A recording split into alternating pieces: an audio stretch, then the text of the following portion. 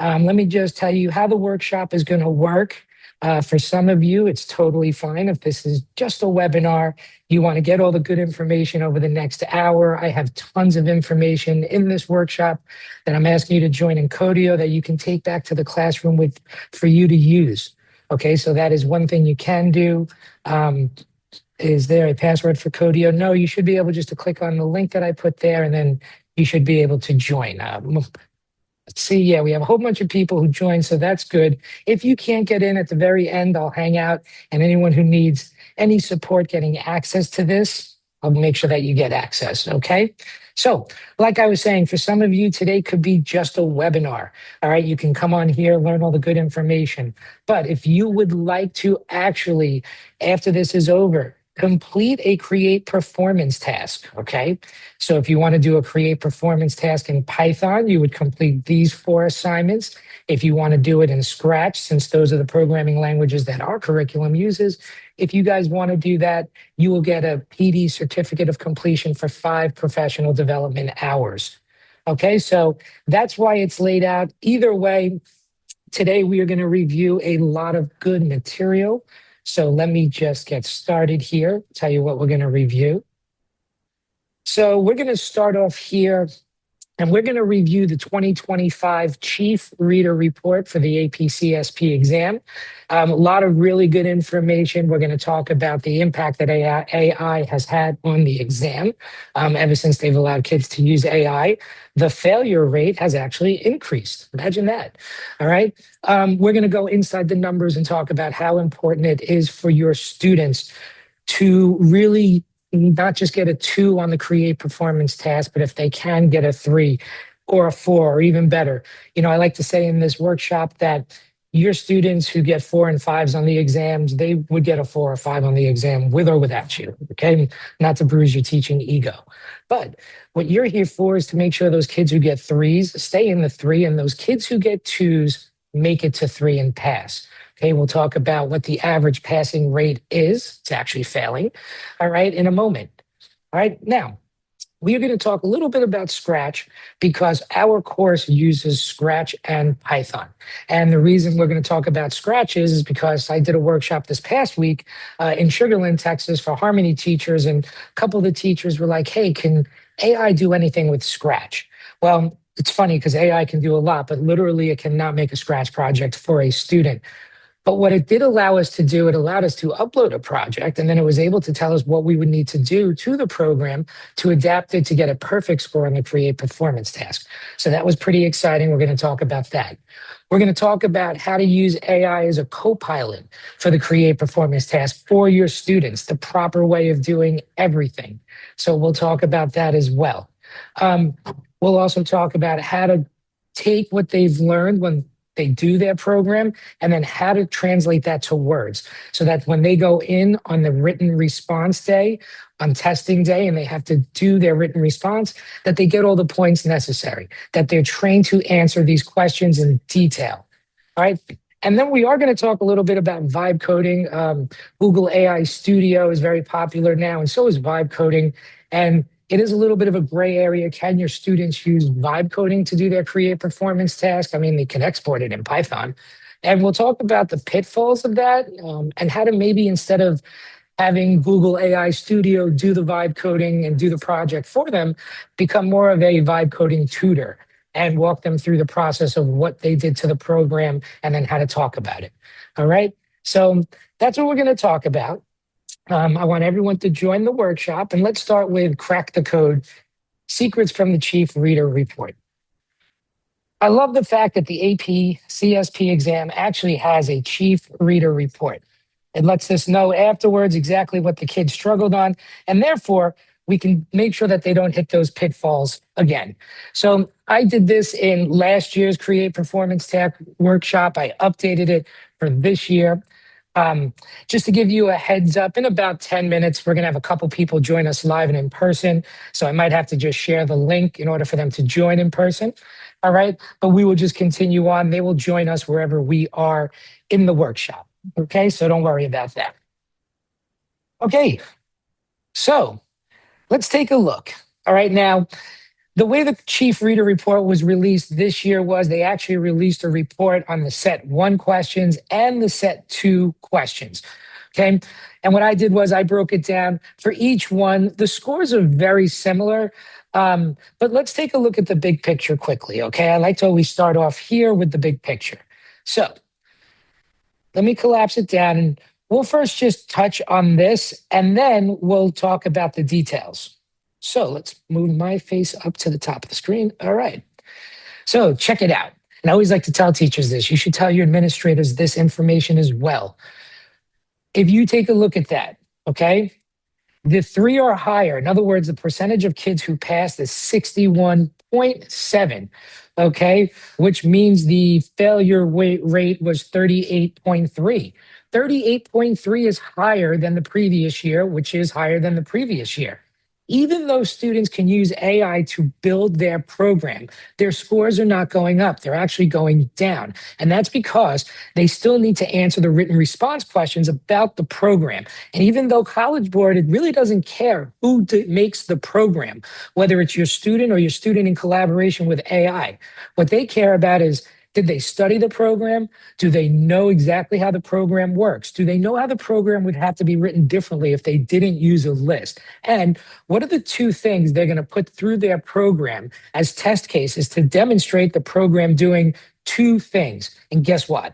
Those 2 things can be working and not working. So the program itself is pretty basic. It shouldn't be very complex. But if you take a look at the scores, okay, and like I said to you in the beginning, your students who get 5s and 4s on the exam would do it without you. This group of 31% or whatever those are, those kids would pass without you. What we're really here is for the borderline kids. The average score on the exam this past year was a 2.86. That's failing. Passing is a 3. All right. And the reason why you're doing something like this with me on a Saturday is because every little thing I can teach you is going to help your students to get a little bit higher score. And the difference, like I said earlier, we'll look in a minute between a 2 and a 3 and a 3 on a 4 on the create task means when they do their multiple choice, they'll be able to be a little more relaxed and get more of those questions wrong and still pass. All right. So that's just the overall look at it. Yeah. I mean, we had 176,000 kids take the exam. College Board is looking for people to grade it, and I'll throw them a bone afterwards and tell you how to do that. All right, so now let's just take a look. What did we learn from the chief reader report? Well, we go to this side of the screen. All right, we basically talked about everything that I just talked about. Now, what I want to focus on is the exact task questions. So we know that there are 6 possible points that they can get on the scoring rubric for the create performance task. And it's funny because I always say the first, the second, and the third are usually like the home runs. You can see there, students do really well on it. But then when we get to the question about procedures, about lists, and about test cases, students really struggle. All right. So you could see where they make the pitfalls.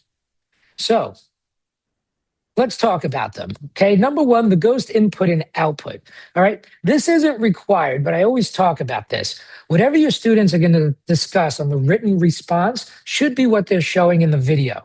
I'm going to use a pretty basic analogy for a program for the whole entire webinar, for the whole workshop. And this is it. Let's say I'm making a temperature analysis program and I put in a bunch of temperature values. And then I can either sort them or pull out the hottest day of the month, whatever, do a whole bunch of different things with that list after I compile all the data in that list. All right. Now, if I want to show that the program is running, I just put in the temperature value and then it would say, hey, thanks for putting in a temperature value. What would you like me to do next? Sort it how? Do what? Or I could put in the word dog, because when I put in the word dog, what should happen? Nothing. The program shouldn't work because it only is accepting a number. So if I want to use my test cases to be a number, a temperature value, and then the word dog, that is fine. But in my video, that's what I want to put in for the test cases. That temperature value of 78.9 and the word dog. And then that's what I want to talk about on testing day. You don't want to do the ghost input and output where they don't match up. All right. The people grading this want it to be as laid out and simple as possible. If this is what they read about and this is what they see in the video, that's how it should be. All right? All right. I will share the recording with everybody who has registered. We actually had almost 50 people register for today's workshop. So yes, not a problem. I will share the recording with everybody afterwards. And whoever just joined, here's the link to join the workshop. All right. Test cases. I just talked about this. For some reason, people get test cases all confused. Test cases is simply the parameter that you're passing through your procedure to show your program doing one or two different things. All right. That's it. All right. The fact that our students struggle with this says to me that teachers are overthinking this. All right. It just needs to be the two values that I'm going to put in to demonstrate the two things my program can do. It doesn't have to be working and not working. That's just the most basic thing. All right. So now mixing up the question and the answer. Okay. This is always something that happens in written response 2A. Students often identify the entire if statement as the Boolean expressions. Okay. Teach students that the Boolean expression is just the math problem and not the code that follows it. All right. So that's one of the other things that we do. And I'm not going to read all of these in detail because, we only have about an hour and you guys have plenty of time to read this on your own. But it's always the same thing. They have struggle with explaining their procedure. Okay. They need to pass a parameter through that procedure and then the loop, their list. Okay. When they talk about a list, the list needs to be integral to the functioning of the program. And we'll talk about that as we go through over the course of the next hour. It can't just be data that they collect. It has to be data that they collect and then use in the program somewhere. So if I'm just asking for someone's name when they start a video game, and all I do is just compile those names somewhere, it's not a list. Even if I print that, they don't count printing a list as making it functional or integral to the functioning of the program. They won't get credit for it. All right. So that's another thing to think about is the list. All right. So the mistakes that the students make on the next set of questions, it's pretty much the same thing. Once again, the three that they do well on is the video. Does the program have a list? Does it have sequence selection and iteration? Does it have a procedure that passes a parameter? And then written response 1, what is the purpose and function of the program? Once again, it's when we get down to the errors in testing, talking about their procedure and talking about the list and how it's integral to the functioning of the program. That's where they struggle. All right, so these are similar right over here to the ones we were just talking about. But then I made it easy. I just pulled it all together right over here. So the very last page, the second to last page of this first assignment, all right, talks about the top 10 takeaways. Okay. And you guys can review these on your own because I got a ton that I want to demonstrate and cover. But these are the common mistakes, and I give you some fixes over there as well on what are the common pitfalls the students are making when they're doing the written response for the create performance task, and related to that, what their programs don't have and what their programs do have. All right. So College Board, this has nothing to do with UTeach, but I attended this and it's a great way to learn how to teach the create performance task to your students. Go be a reader. You go get normed over the course of an hour and a half. They show you everything you should be looking for in the exam, what you should do, how to teach it to your students, and then how to grade it. Then you can get paid like $1,500 if you want to grade the exam, or you can simply just, grade 100 of them, grade one of them. It's totally up to you. There's no requirement. You do it virtually. It's a great opportunity. So if you're attending this with me this morning, you clearly want to learn more about the create performance task. And this is a great way to learn, is to become an AP reader. All right. So if you're joining me in person or you're doing this virtually, this is just a webinar, but if you would like to, you can also get 5 PD hours, and we send you a certificate for that from UTeach. We're part of the University of Texas at Austin. We are going to start, and I'm going to review with you this module, the UTeach Create Task module, Intro and Planning. In this workshop, you're getting our entire module, how to facilitate the Create Task from start to finish. Usually this is only for our subscribed teachers. Last couple of years, I've done these workshops and about 500 teachers register for it. We've given the module out for free. So you'll get everything as a PDF. You can see it over here. It says sample materials, PDF. But for the 5-hour certificate, you just have to do either a Python module for me, complete these 4 assignments, or a Scratch. Or like I said, just listen to me for the next hour and peace out, and I'll send you the recording and just be an all-star teaching this to your students. All right, so we're going to move now to inside the numbers. All right, I just covered Crack the Code with anyone who came in late. Feel free to review that. It's the review of the Chief Reader Report from this year, but it is really important information. So now, why do we spend so much time concerning ourselves with the Create Performance task when it's only 30% of the overall grade? Well, the reason is because for every little point that we can get them on the Create Performance task, that's going to make the multiple choice part on testing day such a better experience for them. It's already an anxiety-induced day. They have to answer very complex multiple choice questions, excuse me, and then they have to do a written response, which all they get is their PPR. And I will say this over and over again, make sure there are no code comments on the PPR code snippets that they submit in their digital portfolio, okay? If there are any, and I know this is crazy because all we do is teach kids to write code and put code comments in there. For the specific procedure and list pictures that they submit to the digital portfolio for their PPR, it can have absolutely no code comments on it. Please, if they have code comments, they will not get an opportunity to even do the written response, and they will get a 0 on that part of it. All right. College Board should let you guys know that a little more. They don't. Okay. So, and it's funny because then when they're doing the actual written response questions, the first thing they have to put in the written response answer is, hey, I collaborated with AI probably to do my code because most students are going to collaborate with AI. All right. So let's take a look.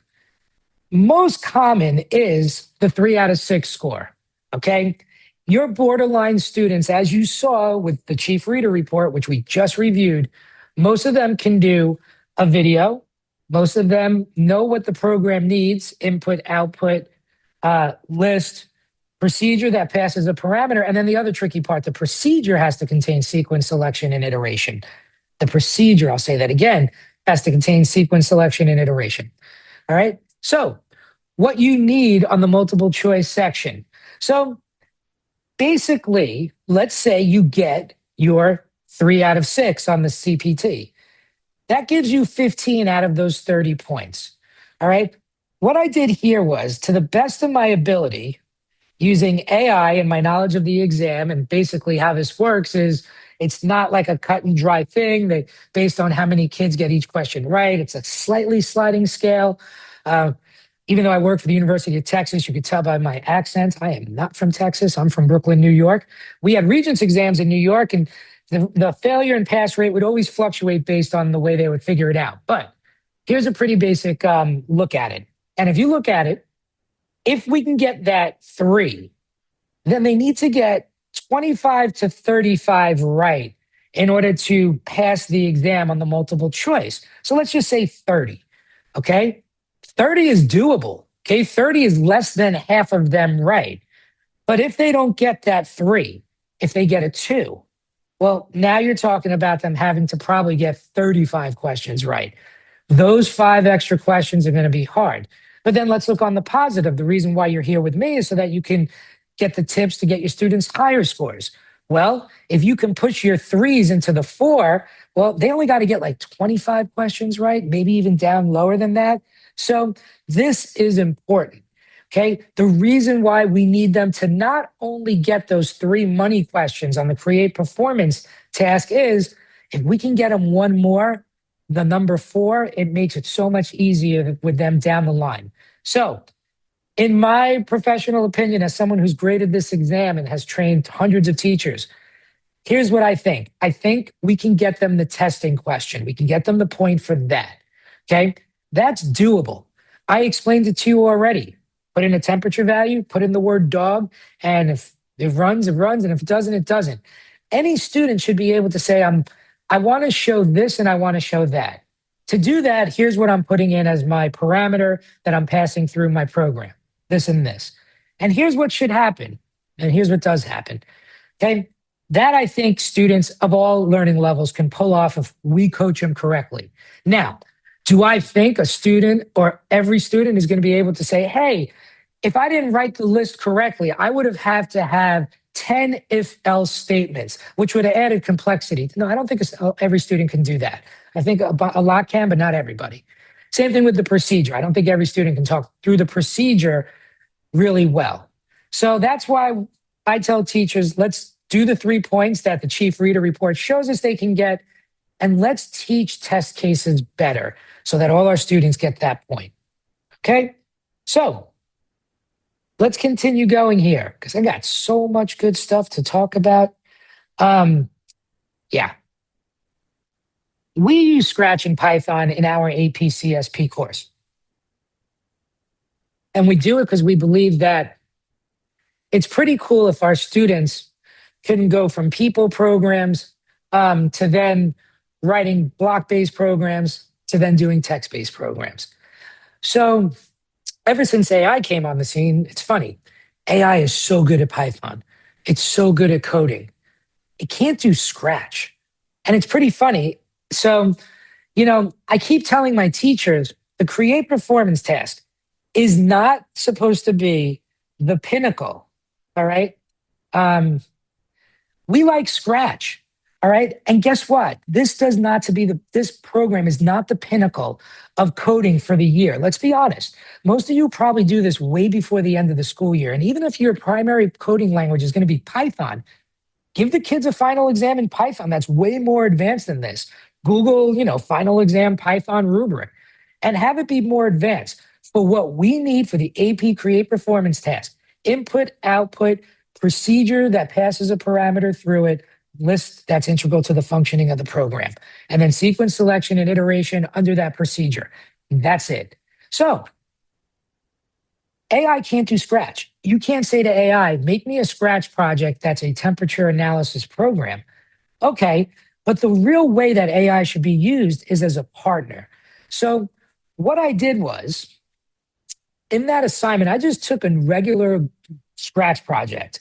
This is a rocks, paper, scissors project that we do in our course. If you're one of our teachers, you know this project. You also know that I tell you it's not a create performance task, okay?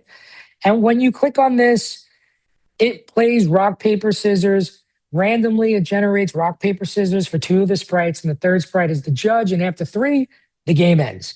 Once again, if you go and fiddle through the code for this program, all right, it would not qualify as a good score. Okay, the procedure does not pass parameters through it. All right. So what I did was I saved this and then I went to Google Gemini. And all I said was I uploaded my Scratch file, my SB3 file. I'm uploading a Scratch programming file. I want you to review it. It's a rock, paper, scissors game where 2 of the sprites say rock, paper, scissors. The third sprite is the judge. Once we get to 3, the third sprite declares a winner. I want to submit it for my AP Create Performance task, but I know I won't get all the points based on the scoring rubric. Can you give me some suggestions on what I need to add to this program and give me some specifics so that I can get a 6 out of 6 on the scoring rubric? It will actually come back and tell them what exactly to do to the Scratch program.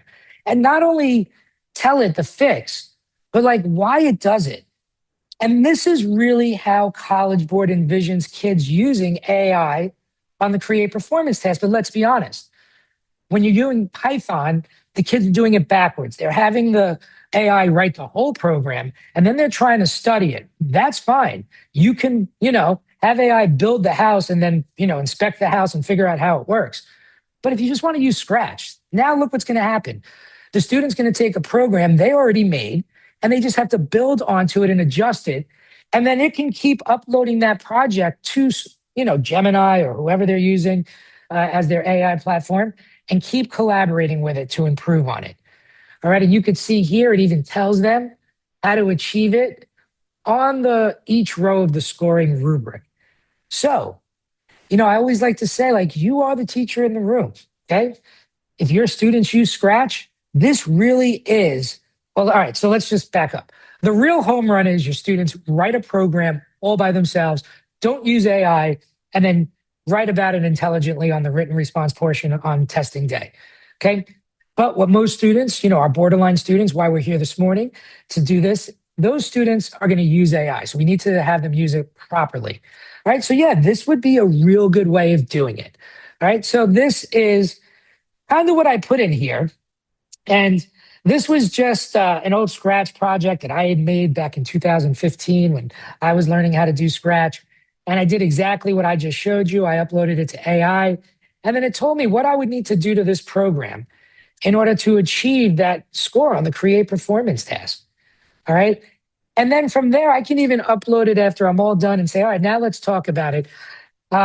Here's what I'm thinking of writing for row 1 of the rubric.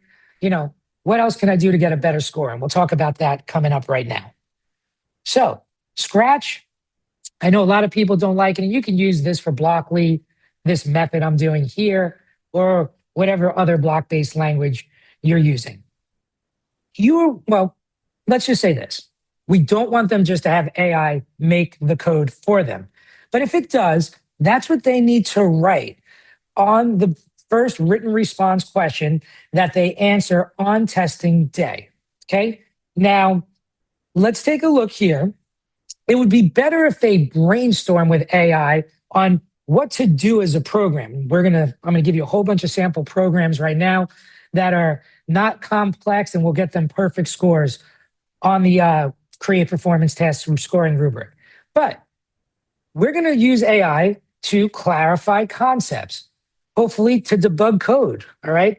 Do things like that. And also explaining practices, okay? So your final submission, okay? Remember, AI cannot be used on the written response prompts, all right? You cannot use it when you're doing your video. I mean, that's funny. You could probably use AI to do your whole video now. Good thing they do that, all right? And we'll talk about exactly the AI prompt to use in about 10 seconds, okay? And most importantly, please, if you're late to the game or you just joined me, no code segments whatsoever in the PPR, okay? On the code snippets that they take and then upload to the digital portfolio. And then on testing day, the PPR is printed out and handed out to the students. If any code comments are on there, they will not be given a sheet and they'll get a 0. Doesn't matter if all it says is, code comment, this is made by Steve Smith, all right, and Miss Appleberry's class. Okay, it doesn't matter. Steve Smith gets a 0. So how do I acknowledge AI? Okay, right here. I leverage the generative AI to help design the initial structure for my programs, main loop, and to troubleshoot a difficult conditional statement. However they use it, they need to cite it, okay?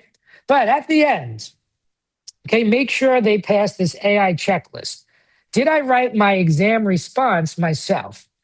Okay, do I understand all the code I submitted? Did I probably acknowledge AI assistance? And can I clearly define my algorithm and abstraction? Can I talk about my procedure and my list? Because if I can't, I'm not going to do well. Okay, so now let's talk about what are some good ideas for the create performance task. All right, so if you want to do this along with me, but you don't have to, you might want to do this on your own or actually do this with your students. But remember, we have what the program code requires. All right, we're going to tell the AI that even though AI knows what the create performance task is, we want it to be specific. All right, so input, output, a list that's meaningful, not just a one-item list, and a student-developed procedure has at least one parameter, uses sequence selection and iteration, and is called somewhere in your code. By the way, the sequence selection and iteration has to be under the procedure, right? So if you're doing Scratch and you're making a block, The sequence selection and iteration has to be under the block for the make a block, for the procedure, not where it's called in the algorithm. That's where it makes it a little more challenging for your students. Is calling it once enough? I read that two is better. I mean, two is better. All right, so let me explain this. So two is better, but when the person grading this, here's all that they are going to do. They are going to watch your student's video, read the written response questions, and then that's it. All right. They will very, very rarely, like less than 1% of the time, you actually go look at the PDF of the code or anything like that. So yeah, like I said, once is enough. If you want to do twice, two is better. But like it used to get back to if two students work together, should they submit the same list and procedure? And we used to tell them, no, have different lists. No, it's okay. They're allowed to collaborate on code together. So it's up to you, but once is enough. Two is better, but it's unnecessary. Okay. So now, what are some programs that students should make? Okay. Now, notice none of these that I'm about to tell you have any sort of complexity to it. Like, I'm not asking you, hey, let's make the 2026 version of The Legend of Zelda. Okay, no.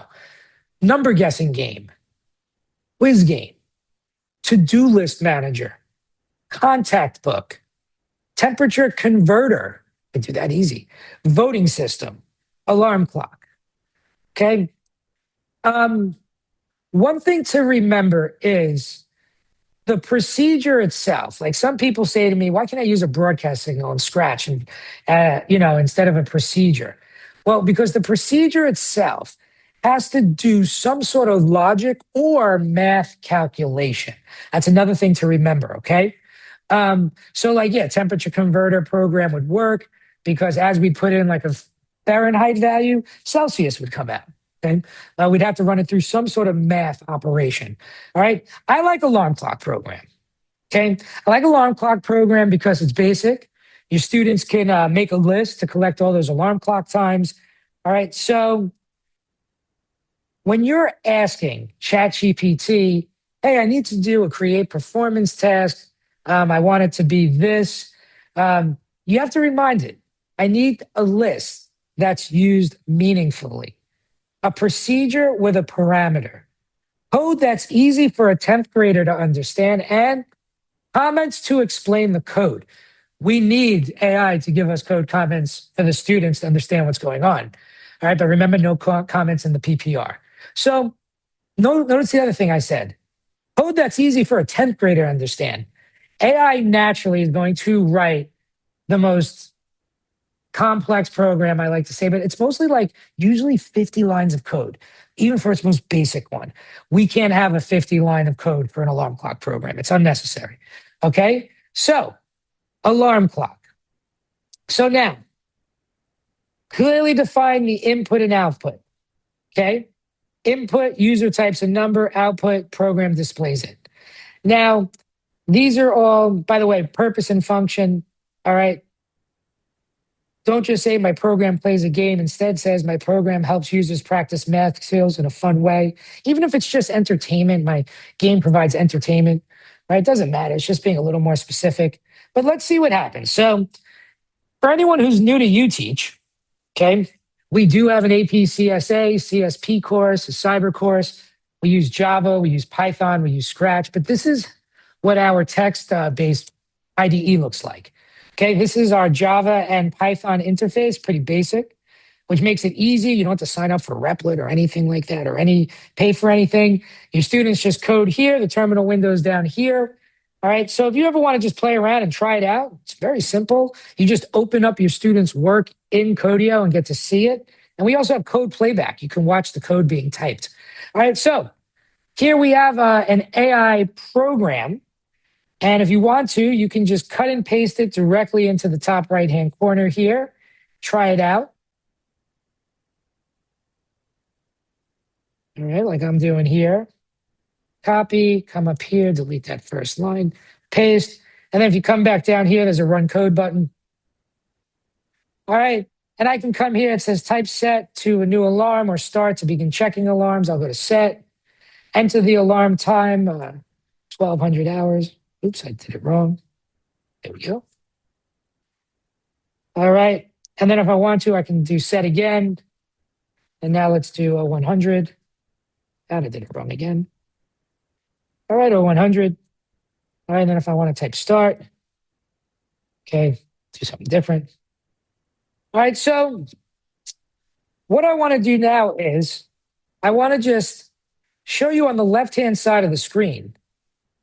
I asked the AI to give me explanations, to tell me what is the list, okay, what it does, and things like that, okay? I asked to tell me what is the parameter that I'm going to be passing through the procedure, okay? Because we only need to show one that works and maybe one that doesn't work, all right? Like I said here, if they're asking me to put in set or start and I type in dog, nothing should happen, and nothing did happen, all right? But this is what your students should do. After they have the code, they want to talk with the AI. So if I go into Google Gemini, I can say to Google Gemini, here's my program. I'm going to be taking the AP CSP create performance task. I need to have a detailed explanation so that I get a perfect 6 out of 6 on the scoring rubric. Can you please give me some examples on what I should say? All right. Now, Gemini is really good at being multi-module, much better than OpenAI, meaning whatever you upload here or whatever you paste into it, it's able to work with it much better. So what I just did was I took that code, I just pasted it into the AI, and it starts to tell me to get a 6 out of 6 on this program.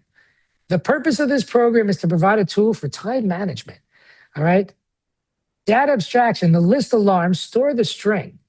How do we manage complexity? So now this is the part that your students probably wouldn't be able to answer on their own. But now they have to study this so that when they go in on testing day, this is the answer that gets all the points, okay? Without the alarms list, I would have to create individual variables, alarm 1, alarm 2, alarm 3. This would limit the users to a fixed number of alarms. Furthermore, the check alarms function would require a massive chain of if statements to check each individual variable, making the code redundant and difficult to maintain. That's the 1 point, okay? That's how you get the 1 point. Okay, the procedure, same thing, and then testing, okay? So the AI will work with your students to not only build the code, but then afterwards to kind of explain it, all right? Now, what we have here is from words to scores, okay? Because I want to try to finish up, review the beginning part of our create task module, and then wrap up on time, which would be in about 25 minutes. So from words to score, this is more detailed prompts on what to say to the AI for your students to get better scores. So this particular assignment would be done in conjunction with our assignment CT7. I'm going to talk to you about CT7 in about 10 minutes, okay? We have a create task module, and all the assignments, CT1 all the way to CT6, get your students from start to finish on the create task. But CT7, that's done like a couple weeks before the actual exam. So your students can start to get really good at answering the questions about their procedure, their list, and their code. So I like to break this down to a separate assignment, all right? Because right now, if you look, we break it down by how to get the points for each section. So let's start off there. First, we start off with how to get the points. And then the next part is the AI master prompts, okay? Like what are the prompts you can use? And this is like the last step I would do with my students. After they, make their video, do their PPR, answer our questions in assignment CT7, I would do this last thing. Use these master prompts, put in their information, and see if they get the points. So this is like the little, finish line tape that they run through like it's chariots of fire. Sorry, I said Chariots of Fire. I just dated myself. Sorry to the young people out there. All right. So program purpose and function, points 1 and 2. Okay. This is actually confused way and way less, which is good. So in the 2025 report notes that students often lose point because their video doesn't show the input and output of their list of procedure, or they confuse purpose with function. So just remember, function is what the app does.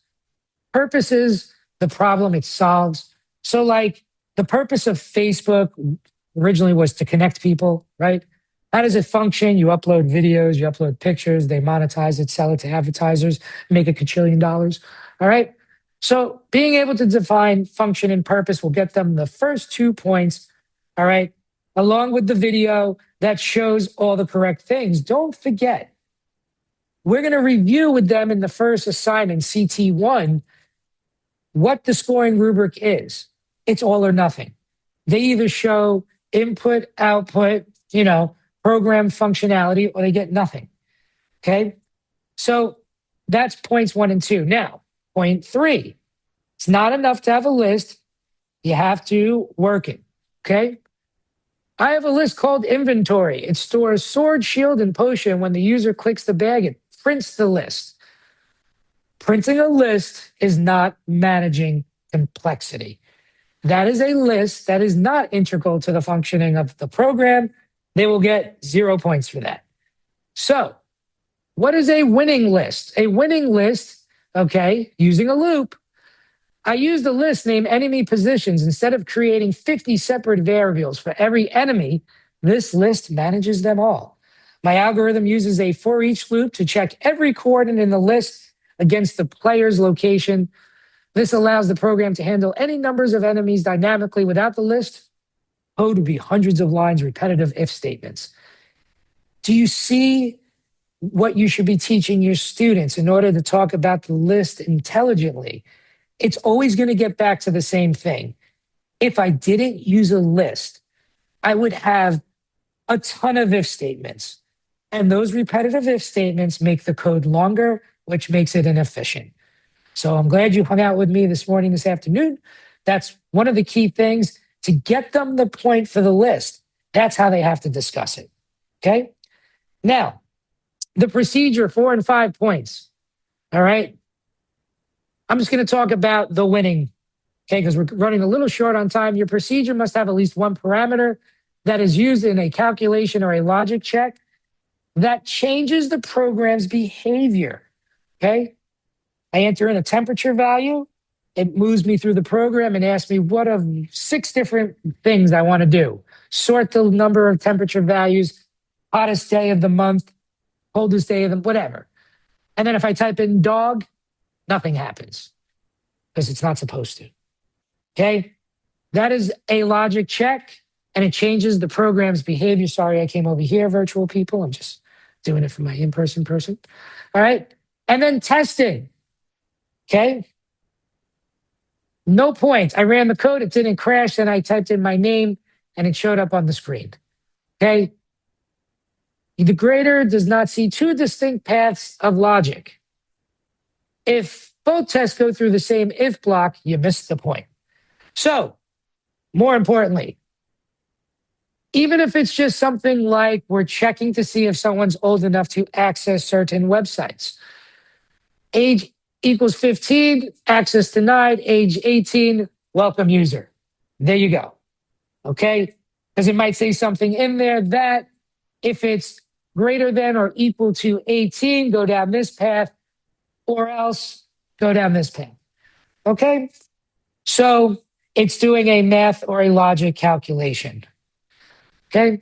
So now, if I wanted to check after I do assignment CT7, I would use what these, and I'm not calling them power prompts because I hate that term. Okay? They're just prompts that are perfect for what we're doing. Based on the 2025 AP CSP rubric, does my written response clearly distinguish between the purpose and the function? Here is my response. Paste it in. So please have your students cut and paste this exact, oops, I didn't mean to touch it. This exact sentence, thank God it came back. And once they touch it, once they enter it in, delete out, paste here, put in their stuff, and check if they get the point. If they don't get the point, ask the AI, how can I adjust my response to get it? Yeah, when they go in on testing day, this is one big memorization task. Can you do this enough time where you kind of memorize the responses? Yeah, but that's fine. In the end, this is what College Board wants. The skill of the future is no longer writing code. Ask Claude Code, ask Cursor, ask Replit, okay?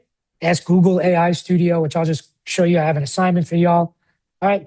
So this is how they really want to use it. Write some code, iterate it with AI, write a written response. You know it's not going to get you the point, but then have AI help and explain to you why you didn't get the point and how to get the points.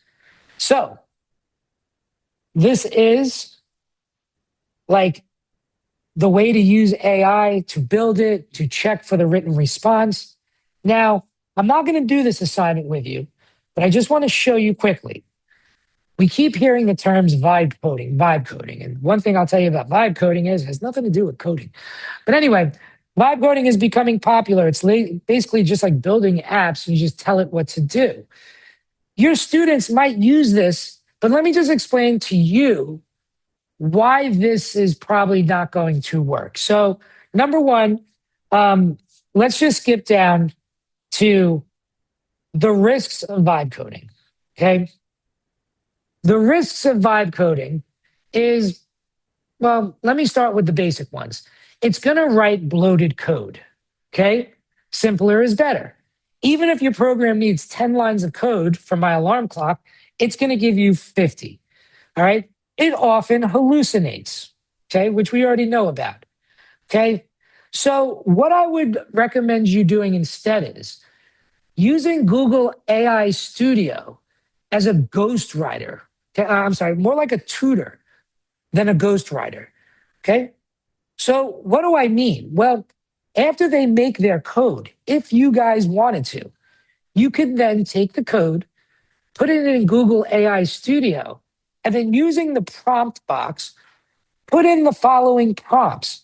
It's kind of like I just showed you, but some of your students might want to use Google AI Studio because you'd be able to see it being designed in the same process. But you'd put in, I am building a math quiz app. I have a list of 5 questions.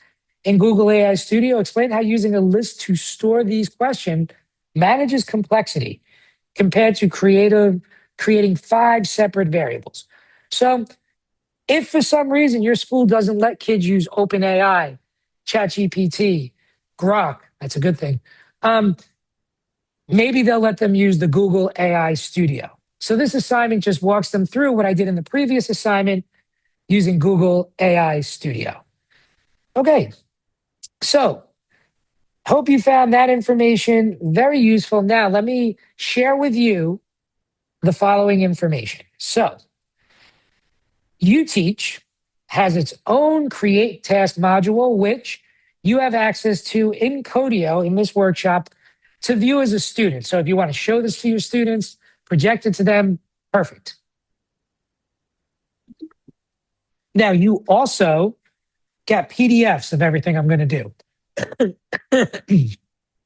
So technically, you could upload those PDFs into Google or Gemini or any AI, and you could ask it to make up slide decks. But this is our pacing guide and walkthrough on how we tell our teachers to do the Create Performance task. Okay. We do assignments 1, 2, and 3 with our students, and then they get to do assignments 4, 5, and 6 on their own. That's where they get their 9 hours of independent class time to work on their project. And since we do Scratch and Python, we have a separate Scratch and Python module for each. You will have access to all of this until July, so don't sweat it. I'm not going to shut it down anytime soon. All right, so if you want to, we're going to spend the last 15 minutes here going through the beginning part here. If you want to, you can submit in Codio to me assignments 4, 5, and 6, or 4, 1, 5, 1, and 6, 1, whichever one you want, Python or Scratch. Do not do both. Your students don't do 2 Create tasks, neither do you. All right, And if you do that, I will send you a certificate for 5 hours. CT7, I'll touch on the end. That's the assignment you do a couple weeks before exam day. And then you would use this assignment that I did earlier from words to scores to check if your students are going to get a perfect score. Okay, so let's take a look at our pacing guide to start off. Our pacing guide is based on 50-minute class period. So if you're a double period person, if you're a block scheduler, just adjust it the way you think you should. So, introduction. Our first assignment walks us through all the details with the students. It takes 2 class periods. We then spend 1 to 2 class periods. I think 1 is enough to do some review samples, show them the College Board AP Classroom ones. We have 2 perfect exemplars from UTeach. And then we also have a planning document. Then you can see here, they do assignments 4, 5, and 6 on their own over the course of 9 hours. All right, so that's our pacing guide on how we recommend you facilitate this in your classroom. All right, let's look at that first assignment now. CT1.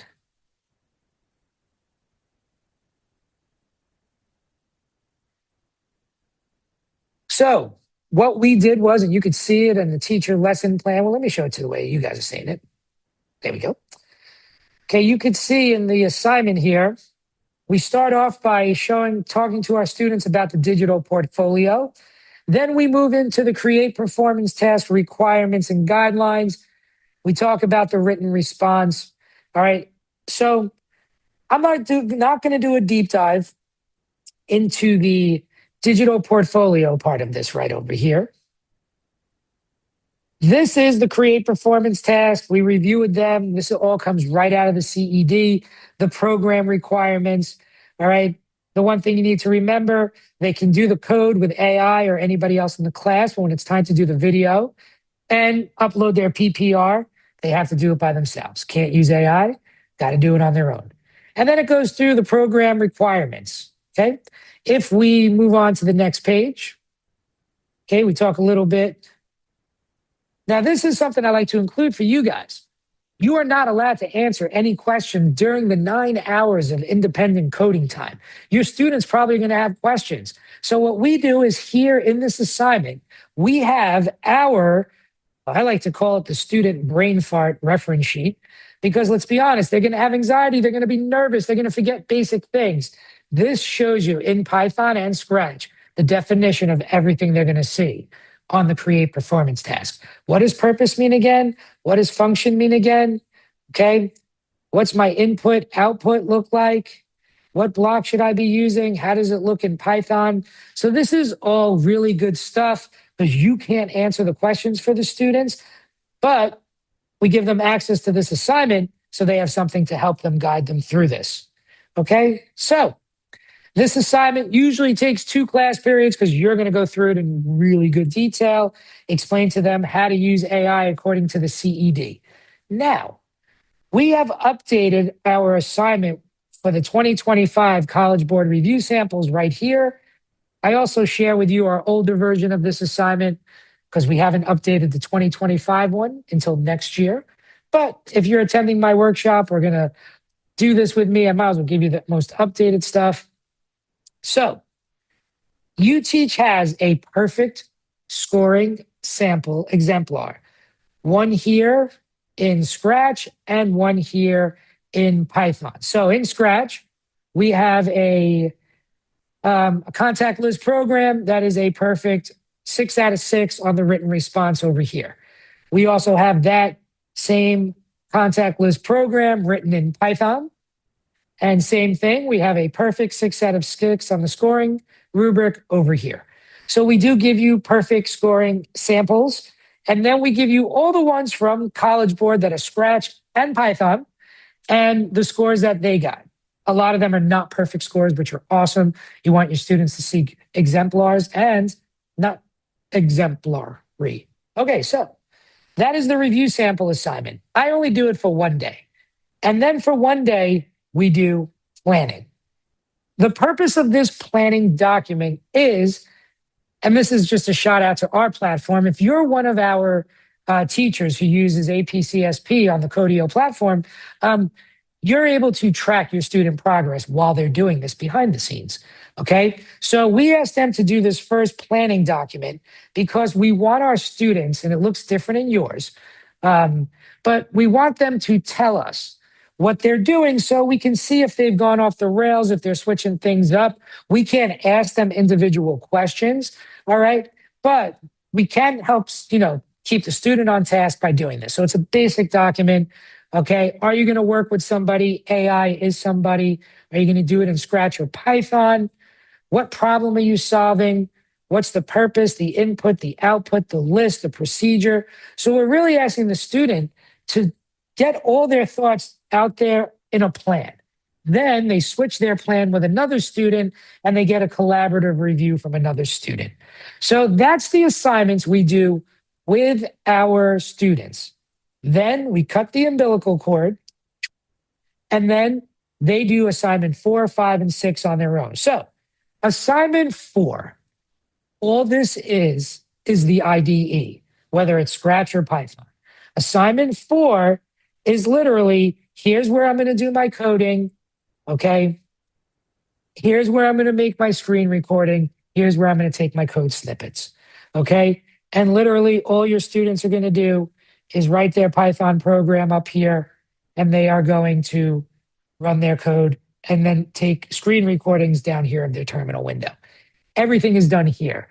Like I said, if you're one of our teachers, you can literally come in here at any time and see how they're doing on their programs. Okay. So that's a pretty cool thing to be able to do. All right. So this is where they're going to spend the majority of their 9 hours. They're going to spend the majority of their 9 hours, or they're going to just do it in 4 minutes and say, done, I'm going to play with my phone. Just kidding. So this is where they're going to do their program, CT4. Okay. Now, when they're done, they mark it as complete. Now, the good thing is that we will be pulling that assignment from assignment to the program from each assignment.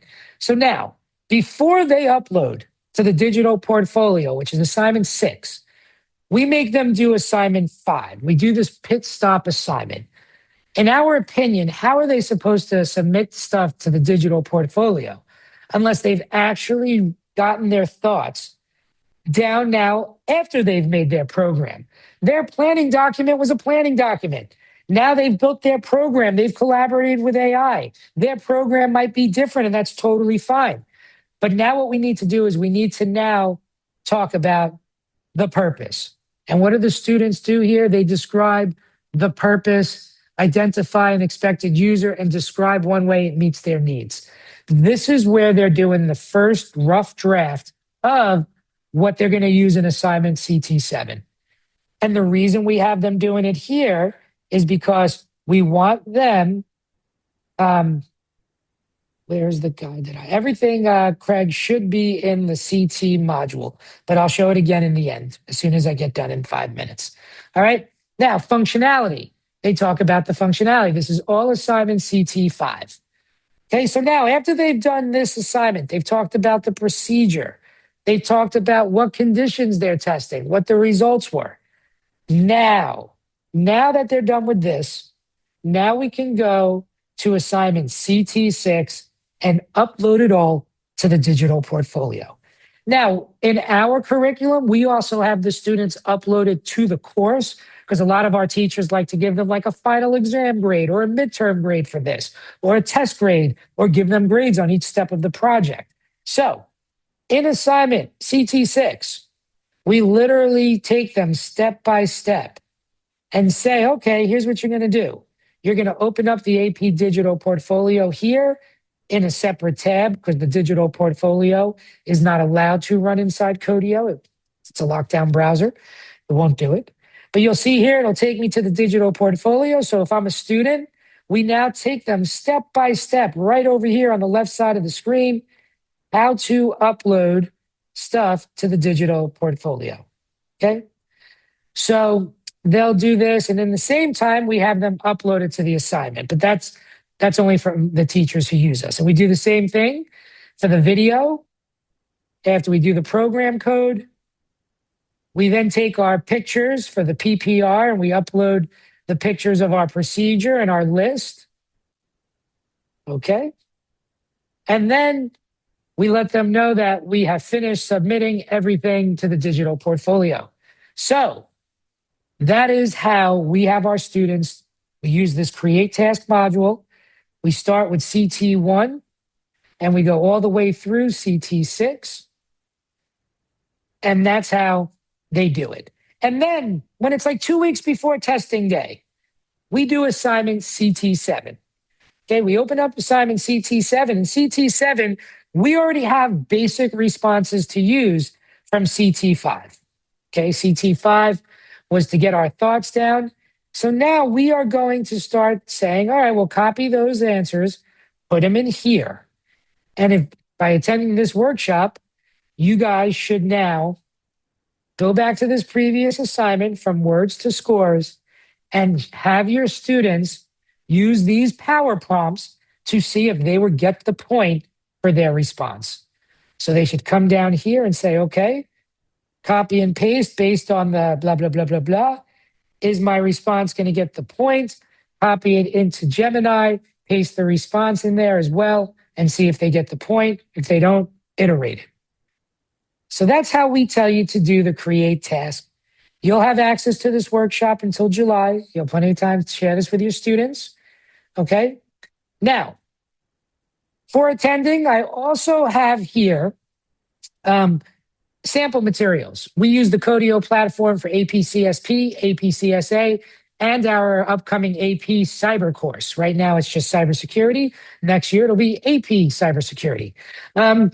We also, if you like the fact that Codio has a simple IDE platform, if you like the fact it has code playback, I didn't even tell you half the goodies. If you click on this link, it teaches you all the things that Codio has so your students can't cheat. They have to do the coding you ask them to do. If they cut and paste code in, you know it, you know where it comes from. You can force them to do what you're asking them to do. And then everything I did with you today is PDFs. I shared the create task module in PDF form with you in two different versions. One is a teacher version. It has detailed lesson plans on how to facilitate everything I showed you. And the other one is the student version. That's what you're seeing in Codio right now. I have PDFs of that as well. Okay. And then if you're one of the UTeach teachers, and I'm going to wrap up with this for 1 minute, you notice that in each one of our courses, we dropped a brand new AI module. All right. The purpose of this module was to teach students how to use AI ethically with a human-centered approach that we called HEART, trying to keep students at the center of their AI use and figure out what tasks students and people still need to do and which ones we can hand off to AI. We start by prompting their way through how ChatGPT was created, from AlexNet to the cat paper to tokens to transformers. We then teach them how to prompt. They then build their own agent using n8n.io that makes an email draft responder for them. And then we talk to them about why they need to use AI ethically. This is a great thing to do before you do the create task or after you do it. And for attending my workshop or attending in person, you have access to all 4 of these assignments so that you, at the very least, can become an AI expert and try to institute art in your classrooms. So I want to thank everyone for actually taking a Saturday afternoon and attending this live with me. If you joined late, please stay on. I will answer any questions for you. I will be sending out the recording of this to everyone who attended and instructions on how to join the workshop in Codio. I'm around to ask any questions. My contact information is in there as well, so you can reach out to me. But thank you very much for attending. Take advantage of the 5 CPE hours you can get for attending this workshop. You just spent an hour with me or an hour watching the recording. Just go do those 3 assignments, CT 4, 5, and 6. I'm not even making you do CT 7. Okay. And I'll give you the certificate. All right. So with that, I want to thank everybody for attending. If you have any other questions, please drop them in the chat box. Yeah, thank you very much. Really good questions, Rena. If you have any other questions, please reach out to me. And for my person attending live, thank you for coming as well. All right. Thank you, everybody. Good luck with the create performance task.